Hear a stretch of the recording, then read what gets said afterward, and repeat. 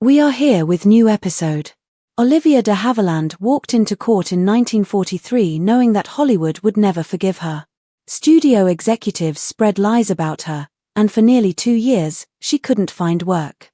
Standing up to Warner Brothers cost her almost every friend she had. This is the true story of how America's sweetheart became one of Hollywood's most controversial figures. Olivia de Havilland was born on July 1, 1916, in Tokyo, Japan. Her parents, Lillian Augusta Roos and Walter Augustus de Havilland, were British. Her father worked as a professor and patent attorney, while her mother had been an actress. A year later, Olivia's sister, Joan Fontaine, was born. The family lived in Tokyo's International District, a world still recovering from World War I. But in 1919, their lives changed forever. Lillian discovered that Walter was unfaithful, so she made the difficult choice to leave him. She took both daughters to California, while Walter stayed behind in Japan and remained distant for most of their lives. At first, they settled in San Francisco, but Lillian later moved them to Saratoga, a quiet town with a warmer climate that she believed would be better for her daughter's health. Olivia and Joan grew up without their father, and his absence shaped their childhood. Even as a young girl, Olivia showed determination. She loved reading and storytelling, small hints of the career that would later define her.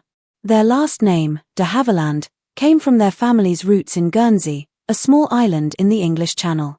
That British heritage gave Olivia a sense of identity as she tried to find her place in America. In 1924, when Olivia was 8 years old, her mother remarried. Her new husband, George Milan Fontaine, was a strict man who believed in discipline. He set rigid rules and rarely showed affection. Olivia and Joan were not allowed to take part in extracurricular activities because Fontaine demanded complete obedience. When Olivia began acting in school plays, tensions at home grew worse. Eventually, Fontaine gave her an ultimatum: she could either give up acting or leave home forever. At just 16 years old, Olivia made a life-changing decision. She left home and pursued acting on her own. By then, she had already discovered her love for the stage at Los Gatos High School, where she performed in plays like Alice in Wonderland and The Merchant of Venice. Even though her stepfather tried to stop her, she never gave up. Then, in 1933, something unexpected happened. Max Reinhardt, a well-known theater director, was producing A Midsummer Night's Dream at the Hollywood Bowl. Olivia was cast as an understudy for the role of Hermia. She was only 18, and it seemed like a small step forward, but just before the premiere, the lead actress and the original understudy both dropped out. Olivia got the role at the last minute. When she stepped onto the stage, everything changed. The audience loved her, and, more importantly, Reinhardt saw her potential. Warner Brothers was turning A Midsummer Night's Dream into a film, and Reinhardt insisted Olivia be a part of it. The studio agreed and signed her to a 7-year contract in 1934, starting at $200 per week, an incredible amount for a teenager just beginning her career. The film, released in 1935, was Olivia's big break. She starred alongside James Cagney and Dick Powell, two already well-known actors. But Olivia wasn't just another newcomer, she had a natural presence on screen, and her performance stood out. It was the start of something much bigger. Her real breakthrough came later that year with Captain Blood, a bold move by Warner Brothers during the Great Depression. The studio took a risk by casting two relatively unknown actors, de Havilland and Errol Flynn, in the lead roles. She played Arabella Bishop, the spirited niece of a Jamaican plantation owner, opposite Flynn's Peter Blood, an Irish doctor-turned-pirate. Filming took place from August to October 1935, and when the film premiered on December 28, it was a hit. It earned 4 Academy Award nominations, including Best Picture. The film introduced de Havilland's charm and elegance to audiences, making her a rising star.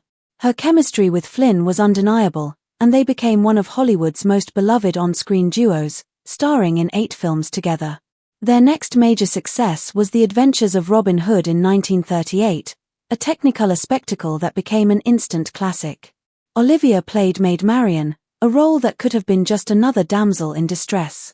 But she brought intelligence and bravery to the character, making Marian much more than a love interest. Despite her success, Olivia felt trapped. She was always cast in the same roles, the elegant, supportive woman standing beside a heroic man. While audiences adored her in these films, she wanted more. She longed to play characters with depth, ones who truly drove the story forward. That opportunity finally came with Gone with the Wind in 1939. Warner Brothers loaned her to producer David O. Selznick, allowing her to play Melanie Hamilton. It was a major shift from her usual roles. Melanie wasn't glamorous or attention-seeking, but she had a quiet strength that made her unforgettable. Olivia's performance added warmth and resilience to the character, making Melanie far more than just Scarlett O'Hara's gentle friend. The film premiered on December 15, 1939, and became one of the most successful movies of all time. Olivia earned her first Academy Award nomination for Best Supporting Actress. Although the award went to her co-star Hattie McDaniel, who made history as the first Black Oscar winner, the nomination proved that Olivia was capable of much more than the typical love interest roles. After Gone with the Wind, she no longer wanted to be just the sweet girl in films that revolved around men. She wanted challenging, complex characters. But Warner Brothers wasn't interested. They continued offering her the same types of roles, and she had enough. If she wanted change, she would have to fight for it. In 1943, Olivia de Havilland changed Hollywood forever by suing Warner Brothers. At the time, studios had complete control over actors' careers, signing them to long-term contracts and deciding which roles they could take. Olivia had been under contract with Warner Brothers since 1936. It was supposed to last 7 years, but every time she refused a role or got sick, the studio would suspend her contract, meaning she could never truly be free. By 1943, she had already worked for 7 years, but Warner Brothers claimed she still owed them time. Olivia decided to fight back. On August 23, 1943, she filed a lawsuit against the studio, arguing that suspensions should not extend the 7-year limit under California labor laws. The legal battle lasted over a year. Warner Brothers blacklisted her, warned other studios not to hire her, and tried to ruin her career. But Olivia refused to back down. On December 8, 1944, the California Court of Appeal ruled in her favor. This ruling, known as the de Havilland Law, put an end to studios trapping actors in endless contracts. Winning the case came at a high cost.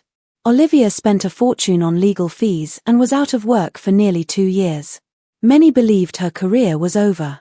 But in 1946, she proved them wrong. She signed with Paramount and starred in To Each His Own, winning her first Academy Award for Best Actress. 3 years later, she won again for The Heiress, proving that she was one of the most talented actresses of her time.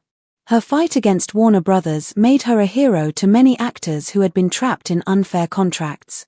Even her sister, Joan Fontaine, admitted, Hollywood owes Olivia a great deal. But not everyone supported her. Studio executives saw her as a troublemaker, and some actors distanced themselves from her. However, in the end, she changed Hollywood forever. Olivia de Havilland and Errol Flynn had a deep respect for each other, but over time, their relationship became strained. Olivia grew tired of always playing the same kind of roles in Flynn's adventure films. She wanted more challenging parts, but Warner Brothers kept pairing them together. She fought for better opportunities, leading to conflicts with the studio and, at times, with Flynn himself. Flynn's behavior made things worse. He was known for drinking, partying, and playing pranks, sometimes at Olivia's expense. During the filming of Santa Fe Trail in 1940, he changed a scene so that his face was in focus while only the back of Olivia's head was visible. She believed he did this out of jealousy because she was dating Jimmy Stewart at the time. On a marriage proposal from Jimmy Stewart, one of Hollywood's most beloved actors. Their relationship had been a favorite topic in gossip columns, especially after he took her to the Gone with the Wind premiere in 1939. Many thought they would get married, but when he proposed in the late 1930s or early 1940s, Olivia said no. She wasn't sure he was ready for a serious commitment. What people didn't know was that Olivia had already fallen for someone else, director John Huston. She met Huston in 1941 during the filming of In This Our Life. He was completely different from Stewart, sharp-minded, rebellious, and known as a womanizer. He was also married, but that didn't stop their affair. Olivia admired his intellect and charm, and they bonded over their love of art and literature. However, their relationship was unstable. Huston had a complicated personal life and a history of troubled romances. Olivia's decision to turn down Stewart affected not only her personal life but also her career. In 1946, she was offered the role of Mary Bailey in It's a Wonderful Life but declined because working with Stewart so soon after their breakup felt uncomfortable. That year, Stewart was nominated for an Oscar for the film, while Olivia won her first Academy Award for To Each His Own. Olivia's first marriage in 1946 was to Marcus Goodrich, a novelist best known for his book Delilah. However, cracks appeared early on. She later discovered through newspapers that he had been married 4 times before her. Their marriage turned toxic, with emotional and physical abuse. One shocking incident happened when Goodrich threw a plate of beefsteak pie across the room in anger because he had wanted steak and kidney pie instead. Olivia endured his unpredictable outbursts for years. In 1953, after seeking advice from her minister, she decided to divorce him, putting her safety and their son Benjamin first. Her second marriage in 1955 was to Pierre Galanti, a French journalist and editor at Paris Match. She moved to Paris and wrote a humorous memoir called Every Frenchman Has One, documenting her experiences adapting to French culture. They had a daughter, Giselle, and for a while, their life seemed happy. However, in 1962, they separated. Instead of divorcing right away, they remained legally married for 17 years, finally divorcing in 1979. Despite their separation, they remained close, and Olivia cared for him when he fell ill, staying by his side until he passed away in 1998. At 39, Olivia made a bold move. She left Hollywood and settled in Paris after marrying Galanti. They lived in a 3-story house near the Bois de Boulogne, a quiet retreat far from the pressures of the film industry. This move wasn't just personal, it was a career shift. She became more selective about her roles, choosing ones that matched her artistic vision. One of her most memorable roles during this time came in 1964 when she starred in Hush. Hush, Sweet Charlotte, a psychological thriller. She replaced Joan Crawford in the role of Miriam and brought elegance and quiet menace to the film, which earned 7 Academy Award nominations. This role was a turning point, proving that she could take on complex, darker characters instead of just playing romantic leads. Living in Paris allowed Olivia to embrace European culture, learn French fluently, and attend prestigious events like the Cannes Film Festival. By the 1970s, Hollywood was shifting towards younger actresses, but Olivia wasn't ready to step away. She transitioned into television and theater, finding new ways to showcase her talent. In 1986, she starred as Dowager Empress Maria Fyodorovna in Anastasia, The Mystery of Anna, a TV miniseries that earned her widespread acclaim. Television gave her opportunities that Hollywood no longer offered to actresses of her generation. She also returned to theater, performing in Broadway productions like Romeo and Juliet and Candida, proving her range beyond film. Her move to television and theater also allowed her more time for family. She raised her children, Benjamin and Giselle, while balancing her career. Unlike many of her peers, she managed to maintain both a successful career and a stable personal life. Even after retiring from acting in the late 1980s, her legacy continued to grow. In 2017, at the age of 101, she received one of the greatest honors of her life. Queen Elizabeth II named her a Dame Commander of the Order of the British Empire. Because of her age, she couldn't travel to London, so the honor was presented at the British Embassy in Paris. Over the years, she received many awards, including the National Medal of Arts from President George W. Bush in 2008 and the Legion of Honor from French President Nicolas Sarkozy in 2010. Olivia and her sister, Joan Fontaine, both became Hollywood stars, but their relationship was filled with tension. Born just 15 months apart, they competed from childhood. Joan always believed their mother favored Olivia, which led to resentment. Their rivalry continued into adulthood. In 1942, they became the first siblings to compete for the Best Actress Oscar, Olivia for Hold Back the Dawn and Joan for Suspicion. Joan won, but instead of celebrating together, their tension grew. When Olivia later won an Oscar in 1947 for To Each His Own, she ignored Joan's attempt to congratulate her. Their feud lasted for decades, with brief moments of reconciliation, but they never fully made peace. When Joan passed away in 2013 at the age of 96, Olivia released a brief statement but maintained she had never been the one to start the hostility. In 2017, Olivia sued FX Networks over her portrayal in Feud, Bet and Joan. The series depicted her as someone who spread gossip and used harsh words, which she denied. She argued that FX had used her name and likeness without permission, but in 2018, the court ruled in favor of FX, citing First Amendment rights. The U.S. Supreme Court refused to review the case, marking a disappointing end to her legal battle. On July 26, 2020, Olivia de Havilland passed away peacefully at her home in Paris at the age of 104. Tributes poured in from around the world. The Academy called her an immeasurable talent, while actor Jared Leto described her as a class act. Her passing marked the end of an era, but Olivia de Havilland was more than just a star from Hollywood's past. She was a trailblazer who fought for better roles, challenged unfair contracts, and shaped the industry. Her films, legal victories, and strong spirit continue to inspire generations of actors and audiences alike. Thanks for watching.